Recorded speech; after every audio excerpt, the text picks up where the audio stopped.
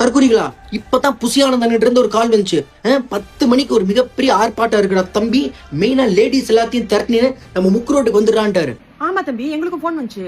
கொத்தடிமைகள்லாம் எங்க இருந்தாலும் இமீடியட்டா இட்டுன்னு இந்த தஞ்சாவூர் போற மெயின் ரோடு இருக்குதாமே அங்க வாங்க அப்படின்னு சொல்லிட்டு அறிவாலயத்துல இருந்து போன் பண்ணாங்க.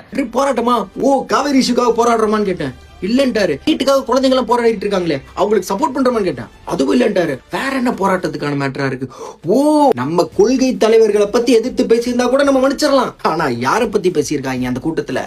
கேட்டேன், நீட்டுக்காக போராடுறோமான்னு இல்ல நானுங்க, காவிரிக்காக போராடணுமான்னு கேட்டேன் இல்ல நானுங்க, மேகதாதுவாக இல்லன்றானுங்க. சரி தலைவர்கள் எவனா பேசிவிட்டான் போல அதனால அதுக்கா அப்படின்னு சொல்லி கேட்டா அதுவும் இல்லன்றாங்க. கடைசியில என்னடா மேட்டர்ன்னு கேட்டா பொம்பளை மேட்டராமாப்பா, அதுக்கு வேண்டி கூப்பிட்டுருக்காங்க.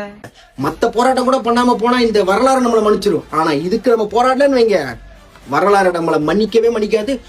வேற எது போலனாலும் பிரச்சனை பண்ண மாட்டாங்க, இது போலன்னு வச்சுக்கேன் பிரச்சனை ஆயிடும்னு சொல்லிட்டு எல்லாம் போனாங்க போல தம்பி. எல்லாம் கும்பலா போயிட்டு வந்தாங்க.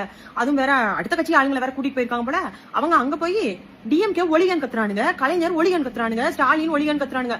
ஏன்பா அடுத்த தடவையாவது கரெக்டா பார்த்து ஆளுங்களை கூட்டு போங்கப்பான்னு சொல்லி அறிவுரை பண்ணி அனுப்பிவிட்டான் பாரு தம்பி. கடைசியில கூட்டம் நடத்துறதுக்கு போராட்டம் நடத்துறது கூட ஆள் இல்லாம போயிடுச்சு. விஜய் நான் மொத்தமா டிஎம்கேவை